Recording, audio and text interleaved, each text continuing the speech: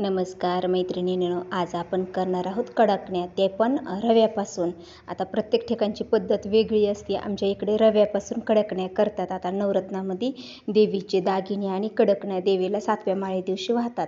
तर त्यासाठी मी काय केलं, इथं एक सपट वाटीच रवा घेतला, अर्धी वाटीपेक्षा जास्त आहे. आणि पिठी साखर घेतली. तर मी पिठी साखर इथं 2 चमचे घेतलेली आहे, पण तुम्ही 1च चमचा टाका, कारण खूप गोड होतं आणि नंतर लाटायला त्रास होतो. आणि किंचितसं मीठ घेतलेलं आहे चवीनुसार. आता मी रवा त्यात टाकते, मीठ आणि रवा चांगला मिक्स करून घेते आणि नंतर पिठी साखर टाकते.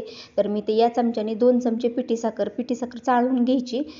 मी 2 चमचे टाकली आहे, पण तुम्ही 1च चमचा टाका, का तर पिठी साखर जास्त झाली ना नंतर कडकण्या लाटताना आपल्याला त्रास होतो. ते असं आकडून बसल्याने होतं, वेळ लागतो लाटायला. मला जरा वेळ लागला, पिठी साखर जास्त झाली माझी.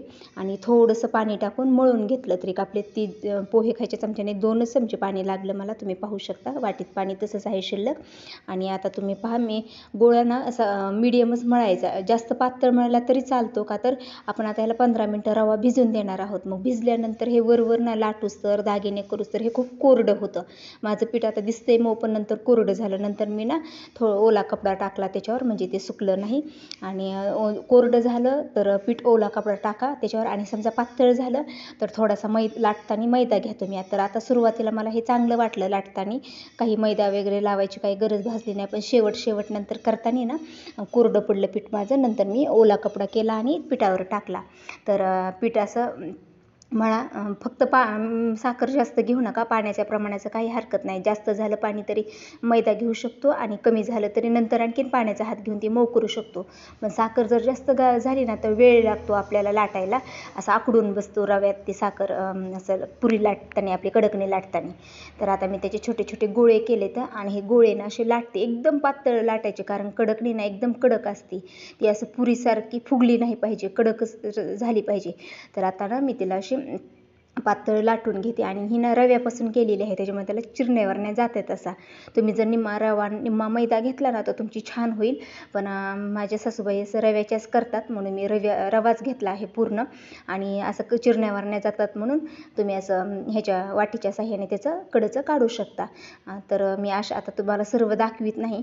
तर माझ्या तेवढ्या पाऊण वाटी रव्यामध्ये 17 कडकण्या आणि देवीचे सर्व दागिने झाले. शेवटला तुम्हाला दाखविणारच आहे कडकण्या, पण किती झाल्या ते तेवढ्या ह्याच्यात सांगते, म्हणजे तुम्हाला करायला कळावं की रवा किती घ्यावा ते म्हणून. तर आता आपली एक कडकणी करून दाखवली. आता बाकीच्या दाखवत नाहीत ना, बाकीच्या लाटून ठेवते. आता दागिने दाखवते. तर इथे एक छोटीशी गोळी घेतली आणि त्याची असं लंबट असं त्याला वळलं. आपण उकडकोंबळीला कसं वळतो तशा त्या प्रकारे. आणि याच्यापासून आता आपण बांगड्या, देवीचे जोडवे, देवीची वेणी हे करणार आहोत. तर आता वेणी करण्यासाठी मी असे 3 एकसमान असे वळलेले घेतलेले आहेत आपले पिठाचे, आणि ते एकाला एक जोडून वरच्या साईडला असं दाबून घ्यायचं, म्हणजे ते नंतर तेलात निसटून. आणि वेणी अशी फिट घालायची अशी, म्हणजे तेलात सोडले की त्याचे पदर वेगळे होत नाहीत. आणि जर असे तुम्ही असं मध्ये अंतर ठेवलं ना, तर लांब ही घेतलं ना, तर मग ते तेलात टाकले ना अशी सुटत आहेत पदर त्याचे. मग एकदम असे जवळ घेऊन ही करायची, खूप छान दिसते तशी वेणी, तुम्ही पाहू शकता. आता शेवटला मी अशीच जवळ घेऊन वेणी आपली घातली आहे. आणि त्याचे वरचे पण पदर एकाला एक चिटकवायचे आणि खालचे पण पदर असे थोडेसे चिटकवायचे, म्हणजे तेलात टाकले असते निसटत नाहीत, असे बाजूला होत नाहीत. तर आता आपण वेणी करून घेऊ अगोदर, नंतर देवीची जोडवी करून घेऊ, बांगड्या करून घेऊ, आरसा, फणी, वेणी, फणी, परत बांगड्या, जोडवे, देवीचं डोरलं, परत देवीचा करंडा, कुंकाला करंडा देवीला, हे असे दागिने देवीचे आपण करून घेऊ. तर आता आपल्या कडकण्या झाल्या, त्या 17 कडकण्या केल्या आणि बाकीचं पीठ मी आता ह्याच्यासाठी ठेवलं आपल्या दागिन्यासाठी. तर आता बघा, शेवटला पीठ थोडं कोरडं वाटलं मला, असं चिटकीतानी ते निसटायला लागलं. मी नंतर पाण्याचा हात घेतला नंतर दागिने करताना, आणि ओला कपडा पण थोडासा टाकला त्या पिठावर, आणि दागिने चिटकीतानी थोडासा पाण्यात हात बुडविला नंतर. तर मी आता तुम्हाला एकच जोडवं दाखवलं, पण 4 जोडवी करून घेतात आणि 2च बांगड्या करतात. तर आता अशा प्रकारे बांगड्याला फक्त मोठी साईज घ्यायची आणि जोडव्याची छोटी घ्यायची. तर आता बांगड्या झाल्या, जोडवे झाले, वेणी झाली. आणि तुम्हाला बाकीच्या कडकण्या मी असं दुसऱ्या ताटात ठेवल्या होत्या, त्याच्यामुळे तुम्हाला दाखवल्या नाहीत. एकच त्याच्यात ठेवली अशी दाखवण्यासाठी, नंतर तळल्यावर सर्व दाखवते. तर आता ना आपण देवीसाठी ना आरसा करून घेऊ. तर आरसा करायला अशी आधी लाटून घेतलं आणि असं सुरीच्या साह्याने ना त्याला असं चौकोनी करते. सुरीने व्यवस्थित होईना गेलं म्हणून मी उलटणं घेतलं नंतर आणि उलटण्याच्या साह्याने त्याला असा आरसा कसा चौकोनी आकारात असतो ना त्याप्रमाणे जसं चौकोनी करून घ्यायचं.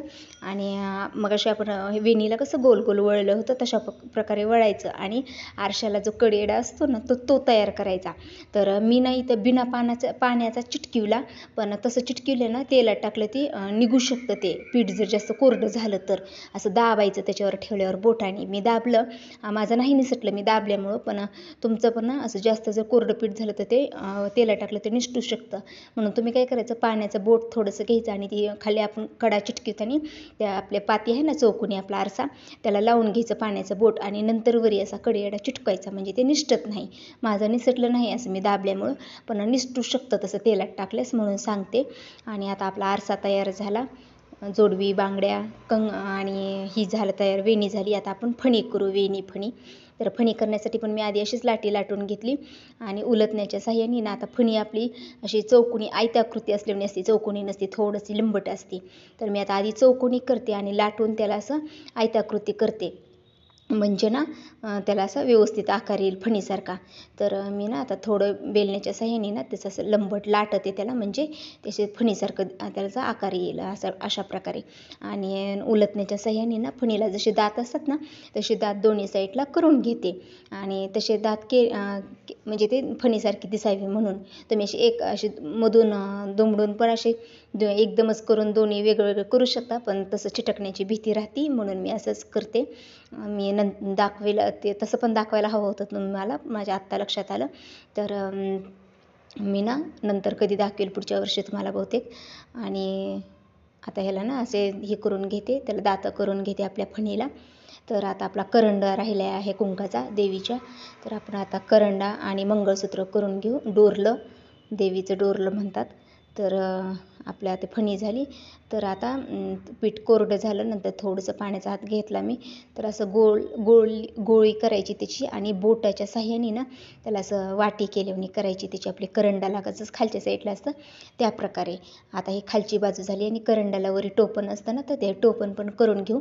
आणि तळताना ते वेगळं वेगळं असं सुट्टं होतं ते, आणि तळल्यानंतर एकावर एक ठेवायचं. नंतर ते असं अखंड केलं की मग ते व्यवस्थित आकार दिसत नाही त्याचा, म्हणून हे वेगळं खालचा भाग वेगळा आणि वरचं टोपण वेगळं केलं आणि तळलं पण वेगळं. आणि नंतर ठेवताना एकावर एक ठेवायचं.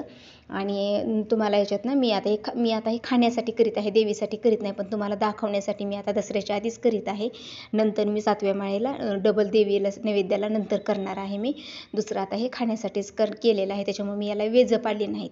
आणि हे ना दोऱ्यात बांधतात असं आमच्या इकडं दागिने, आणि कडकण्या ते देवीला वाहतात 5 कडकणे आणि हे दागिने. तर हे प्रत्येक दागिन्याला ना असं केल्यास वेज पाडायचं, असं दाबनाने किंवा काठीनं, काडीपेटीतल्या काठीनं असं वेज पाडायचं. करंडा म्हणा, फणी म्हणा, आरसा म्हणा त्याला, म्हणजे ते नंतर तळल्यानंतर दोरीत आपल्याला व्यवस्थित असं ओवता येतं सुई दोऱ्याने. असा तळल्यानंतर ते व्यवस्थित सुई हे करता येत नाही. कडकणीला नंतर मी 1-2 कडकणीला वेज पाडलं, नंतर ते शेवटला नंतर दाखवते तुम्हाला नंतर तळल्यानंतरच आता. आणि हे चिटकणा असं जरा कोरडं पीठ झाल्यामुळे शेवट चिटकणा, म्हणून मी थोडं पाण्याचं बोट घेतलं आणि डोरलेला खाली असतं ना आपली वाटी, ती अशी चिटकून घेतली. मग पाण्याचं बोट घेतलंच ते छान चिटकलं अशा प्रकारे.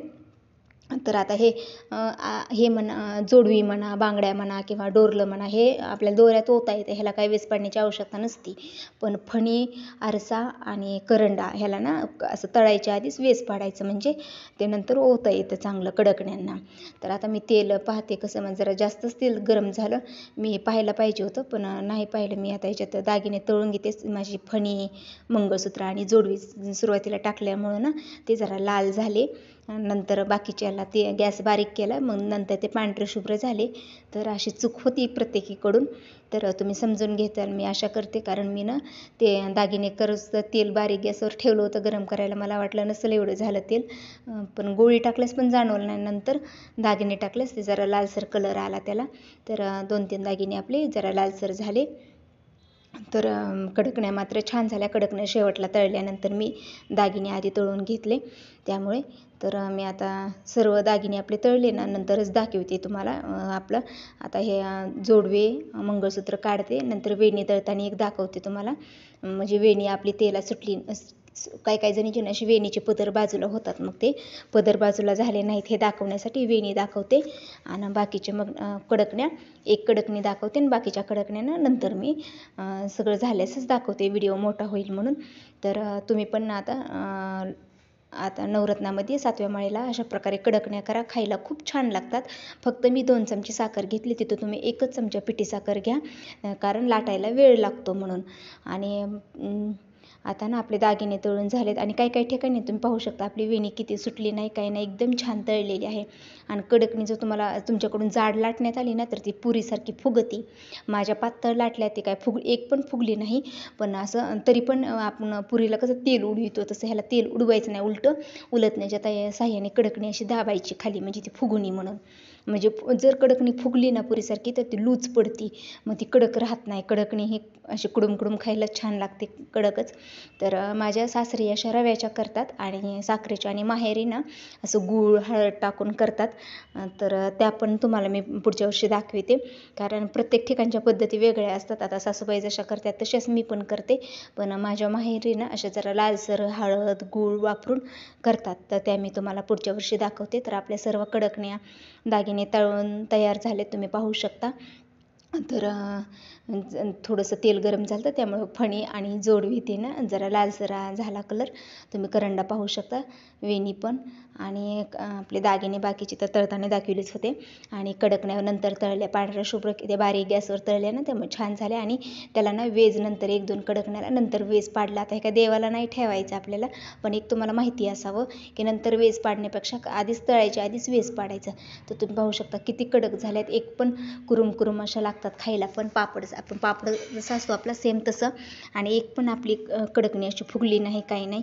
तर कशा वाटल्या तुम्हाला माझ्या कडकण्या ते नक्की सांगा. आवडले असेल व्हिडिओ तर व्हिडिओला लाईक करा, शेअर करा आणि कमेंटमध्ये